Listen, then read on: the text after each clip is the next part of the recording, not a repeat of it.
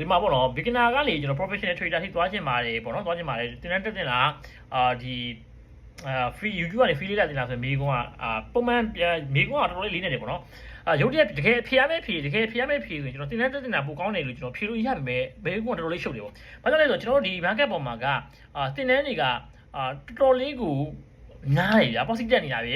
ထိရောက်တဲ့တင်တန်းတွေရောမထိရောက်တဲ့တင်တန်းတွေရောအများကြီး positive တွေရောကျွန်တော်ရှိတယ်အဲ့ဒီခါမှာကိုကတင်တန်းကိုအားကိုးပြီးတော့အားကိုးတကြီးနဲ့ပေါ့နော်ဆရာကိုအားကိုးတကြီးနဲ့တွတ်တက်တဲ့ခါမှာကျွန်တော်တို့ဒီအဆင်မပြေရဟာအများကြီးကျွန်တော်တို့တွေ့ရတယ်အဲ့တော့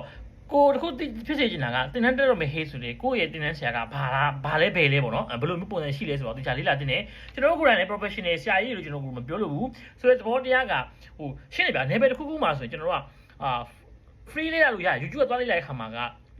ပတ်စံပေးလာမလို့လေးလာလို့ရရဲဆိုရင်ကျွန်တော်တို့ကမန်တာပေါ့နော်ကျွန်တော်နီးပြမရှိတဲ့ခါမှာလည်းကျွန်တော်ဘာဖြစ်တက်လဲဆိုရင်ကျွန်တော်လမ်းမရောက်တာမျိုးတွေကျွန်တော်တွေးဝေနေရတဲ့ကျွန်တော်အချိန်ကြီးကုန်ရတယ်ပေါ့ကျွန်တော်ကမန်တာရှိတဲ့ခါမှာဆရာကောင်းသမားကောင်းရှိရဆိုရင်ကျွန်တော်လင်းနေမြန်မြန်နဲ့ထီထီရောက်နဲ့တက်တာမြန်းနေအဲ့လိုလုပ်တဲ့ခါမှာလေကိုယ့်ရဲ့ဆရာကိုတိချာပေါ့တိချာလေးရွေးနေခြင်းနဲ့ဟိုတွေ့ကြရတွေတွားပြီးတော့ကျွန်တော်တို့ဒီ online ပေါ်မှာတွေ့ကြရဟာတွေကျွန်တော်တို့ဒီ profit တွေပဲပြပြီးလုပ်နေတဲ့ဟာမျိုးတွေအဓိကအဲ့မျိုးတွေအရန်မလုပ်ဖဲနေပေါ့နော်ဒီကတကယ်ကိုတက်တဲ့ဆရာကိုတိချာရွေးပြီးတော့အချိန်ပေးပြီးတော့